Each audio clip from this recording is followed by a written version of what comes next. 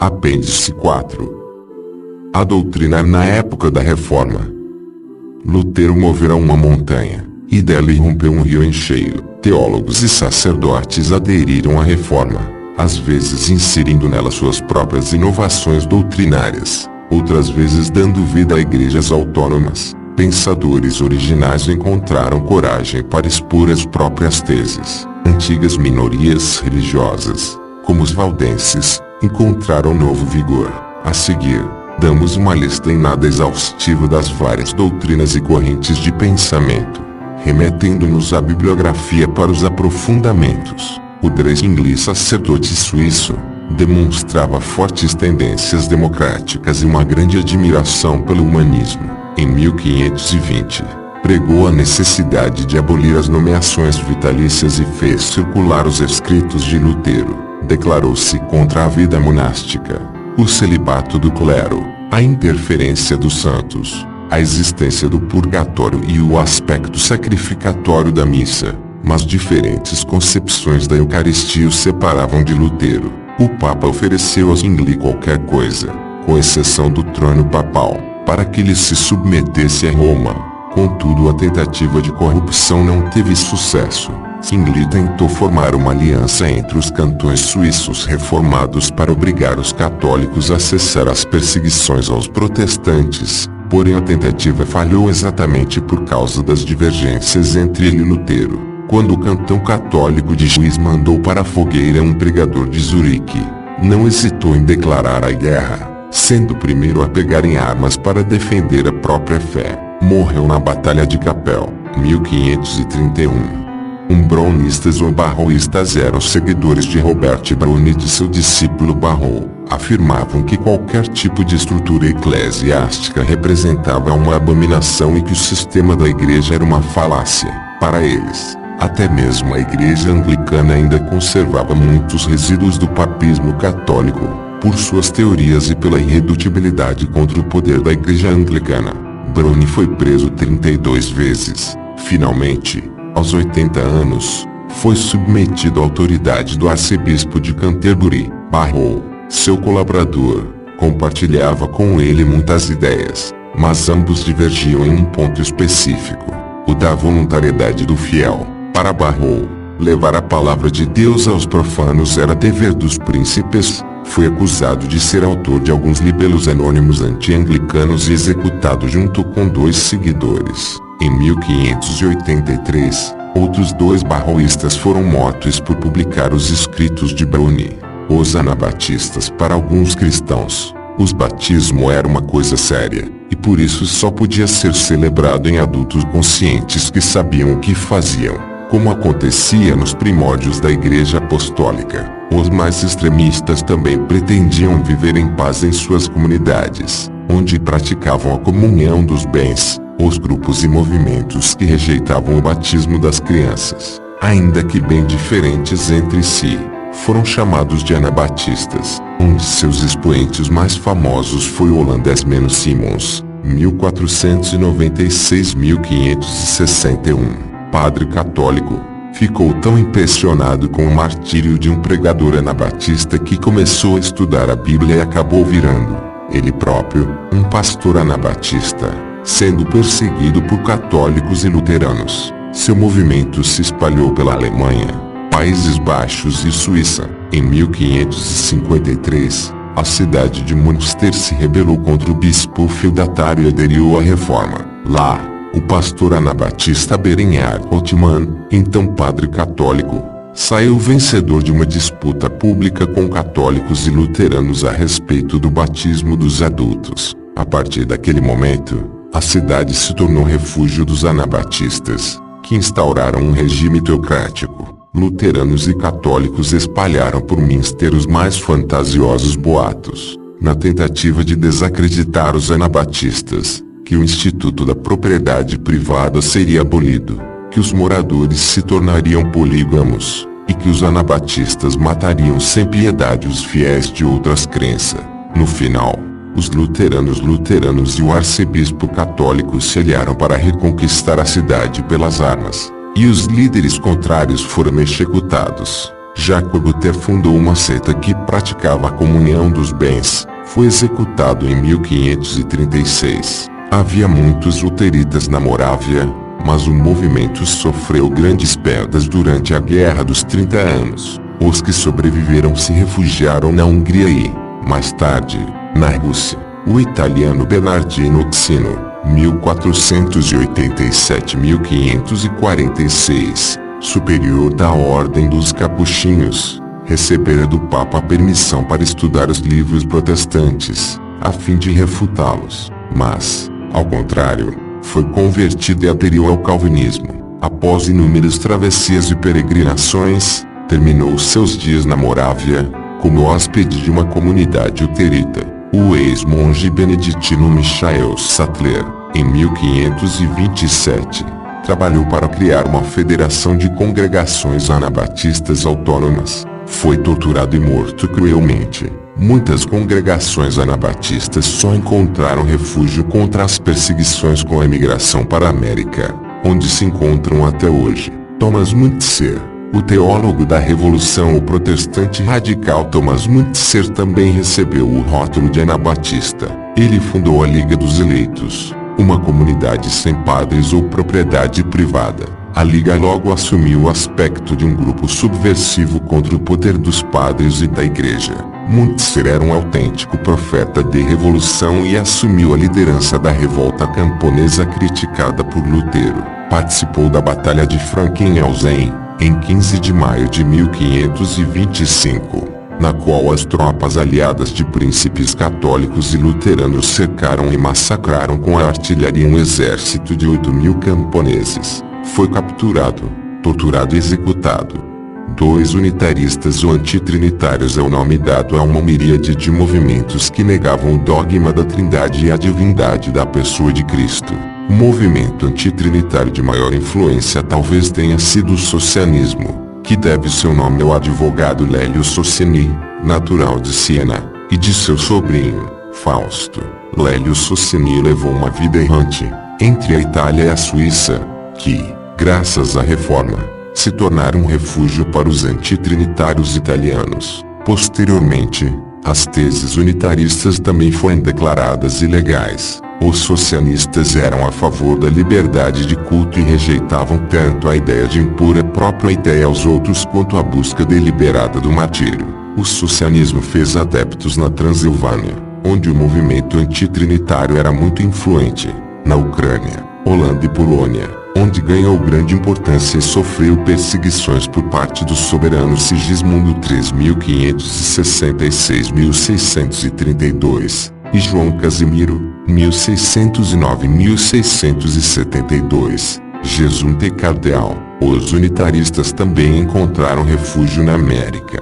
Miguel Serveto e as fogueiras protestantes. Outra doutrina antitrinitária foi a de Miguel Serveto, nascido em Villanueva, Espanha, por volta de 1510. Filósofo, teólogo, médico, geógrafo, astrólogo, filólogo de grande cultura clássica, crescido no clima de grande fervor cultural do Renascimento, ele aspirava a uma religião universal que unificasse não só os cristãos, mas também os outros povos do livro, os judeus e os muçulmanos. Para obter esse resultado, propôs uma solução aparentemente simples: a abolição dos dogmas da Trindade, que não está nas Escrituras. Em alguns escritos, chegou a afirmar que, no primeiro concílio de Nicéia, a Igreja traiu a si própria e ao Evangelho. Suas ideias atraíram para si o ódio dos protestantes suíços e dos católicos. Apesar das perseguições e de um processo no qual foi condenado, Serveto ainda passou vários anos viajando pela Europa com nome falso, estudando, escrevendo e publicando tratados anônimos. Em 1546, começou a se corresponder com Calvino, prática que logo foi interrompida em meio a insultos recíprocos. Em 1553, o intelectual espanhol foi preso e processado pelo Tribunal da Inquisição de Vienne, França. Para escapar da morte, tentou esconder a própria identidade, dizendo-se chamar Miguel Villanovanus, mas Calvino enviou à Inquisição Católica materiais comprometedores, o que permitiu sua identificação. Serveto conseguiu fugir e se refugiou em Genebra, sempre usando nome falso. Lá foi reconhecido e acusado publicamente, sempre por Calvino. Sofreu um processo muito parecido com o da Inquisição. Condenado à fogueira em 1553, foi executado no dia seguinte ao proferimento da sentença. Alguns meses depois, foi encerrado também o processo católico, com uma condenação póstuma por heresia. Sua efígie foi estrangulada e queimada em fogo lento. Os arminianistas de todos os hereges. Os arminianistas eram de longe considerados os piores. Afirmavam que qualquer um tinha o direito de professar a religião em que mais acreditasse, sem ser perseguido. Jacó Armínio, 1560-1609, professor de teologia na Universidade de Leida, era um defensor do livre-arbítrio e da tolerância para com as minorias religiosas. Além disso, refutava totalmente a doutrina calvinista da predestinação. Um sínodo internacional de reformistas, na maioria calvinistas, realizado em Dort, em 1618-1619, condenou o arminianismo. Poucos dias depois, um de seus líderes foi decapitado e outro foi condenado à prisão perpétua.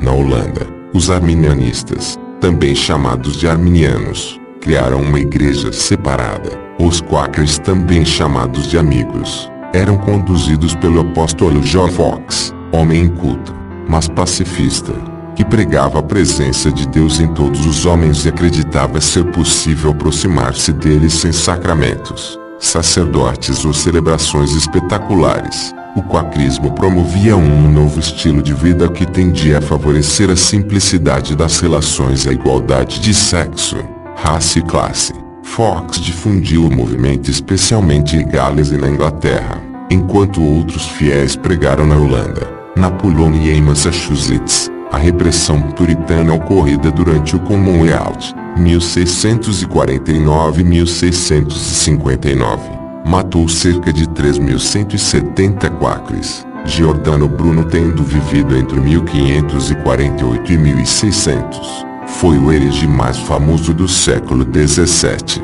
Sacerdote frei dominicano, formado em teologia em 1575, fugiu da prisão apertada e negra do convento e adotou uma vida nômade pela Europa. Tornou-se mago, astrólogo e escritor. Reivindicou para si a teoria heliocêntrica de Copérnico, é a Terra que gira em volta do Sol, e não o contrário, e afirmou que as estrelas do firmamento também são sóis em volta dos quais orbitam mundos parecidos com o nosso. Entregue à Inquisição em 1592, sofreu um processo que durou 8 anos. Acabou abjurando parte de suas convicções, mas quando obrigaram a condenar todas as suas ideias, inclusive as que não foram analisadas como heréticas pelo tribunal, Giordano Bruno negou-se, resistindo até a tortura, e em 20 de janeiro de 1600 foi condenado à morte. Talvez vocês tenham mais medo de pronunciar minha sentença do que eu tenho de recebê-la, foram as palavras com que ouviu o veredicto. Em 17 de fevereiro de 1600, a execução foi finalmente realizada. O filósofo foi queimado vivo em Roma, no Campo de Fiori. Antes, foi-lhe enfiada na boca uma mordaça, instrumento de madeira que impedia que o condenado mexesse a língua, por causa dos palavrões que dizia, sem querer ouvir quem o confortasse ou outras pessoas. Galileu Galilei viveu entre 1564 e 1642. Foi um dos pais da ciência moderna, por ter reivindicado as teorias de Copérnico, mas principalmente por ter afirmado que as escrituras eram infalíveis nos assuntos de fé, mas não nos científicos. Galileu acabou na mira da Inquisição, submetido à prisão e à tortura, mesmo sendo idoso e estando gravemente doente.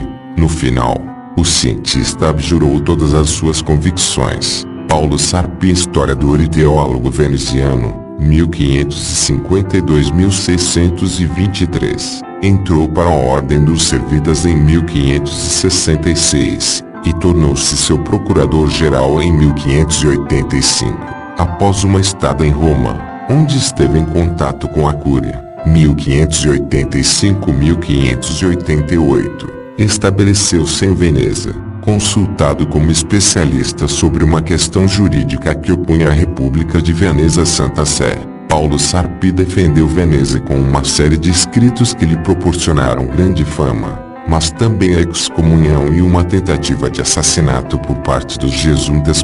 Em 1619, publicou em Londres a História do Concílio de Trento, com o pseudônimo de Pietro Suave Pulano. A obra defendia a tese segundo a qual o Concílio de Trento representou o ápice de um processo secular de decadência moral da Igreja e que suas deliberações foram resultados de embates políticos, e não consequência de autênticos debates sobre a fé. Sarpi também julgava sobre o papado a grave responsabilidade de ter tornado irrevogável um cisma com os protestantes, os reformadores católicos antes mesmo do cisma de Lutero. Houve intelectuais e eclesiásticos que tentaram reformar a Igreja Católica de dentro.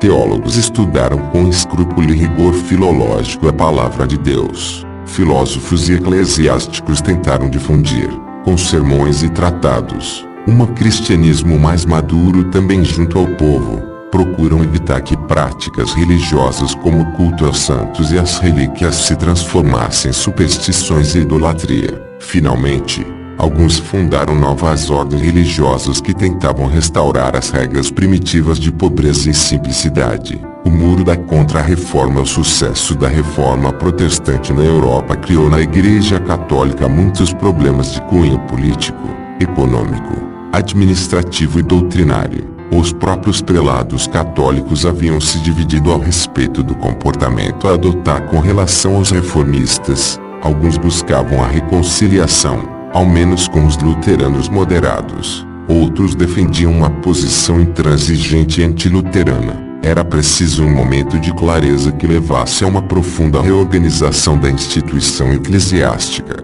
Por essas razões, o Papa Paulo III convocou um concílio ecumênico que teve início em Trento em 13 de dezembro de 1545.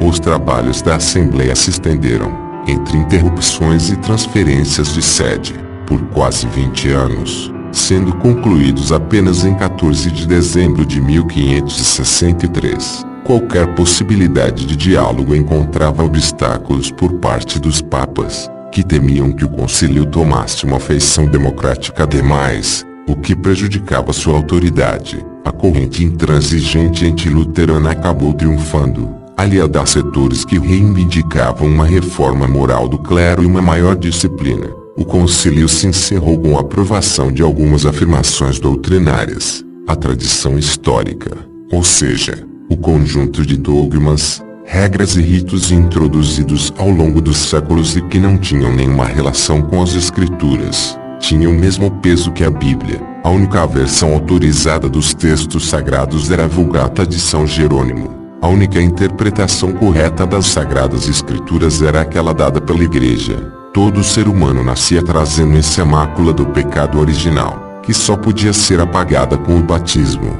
celebrado nas formas estabelecidas pela Igreja. Também foram confirmados o número e a validade dos sacramentos, e a característica sagrada do ministério sacerdotal, que não podia se estender a todos os fiéis. Na prática, foram refutados todos os argumentos de fé protestante. As afirmações do concílio constituíam a verdade da fé e eram formuladas de forma a não deixar margem a dúvidas ou ambiguidades. O funil da ortodoxia se tornava cada vez mais estreito. Também foram tomadas medidas de reorganização e moralização do clero. Os bispos foram obrigados a residir no território das próprias dioceses. Foi proibido o acúmulo de benefícios eclesiásticos e confirmado, com vigor, o celibato. Foram criados os seminários diocesanos, que deveriam formar um clero mais instruído, capaz de fazer frente aos pregadores hereges. Nasceu o Index, uma lista, atualizada continuamente, de publicações condenadas pela Igreja, que um católico só poderia ler com autorização. Foi reconhecida a faculdade do Papa de aprovar e ratificar as decisões dos concílios, o que confirmava o princípio da autoridade absoluta do pontífice.